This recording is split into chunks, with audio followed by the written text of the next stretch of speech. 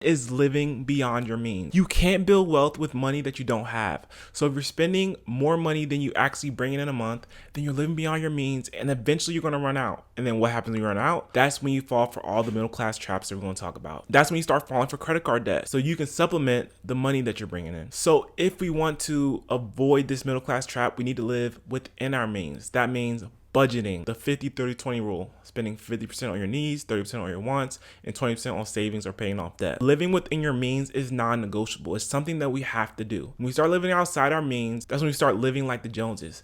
When we live like our next door neighbor that we don't know their financial situation, but they have a nice house, they have a nice car, so we need to get a nice house and a nice car. Then you start living out your means, and then you're not able to afford the things that you pay for. You become house poor. There's all kind of things that happen when you start to live outside of your means. So you want to stay within your means, stay within your budget. If you're making $4,000 a month, then we need to save a certain amount of that money and then spend that money elsewhere in places that matter and not waste money, especially in the middle class where we don't make enough to be super blessed financially and we make too much to get government assistance. You have to be very particular with the money we have and where we spend it. And the second money trap for the middle class is credit card debt. If you buy a $50 dinner on a credit card that's 24%, you'll pay $70 by the time you pay that off for that meal. So we want to stay out of credit card debt. And if you do have a credit card, then we need to pay these credit cards off every single month. These things keep you in the middle class. Credit card debt keeps you in the middle class because you're overpaying for the purchases that you purchase with the credit card, especially if you're not paying off. And instead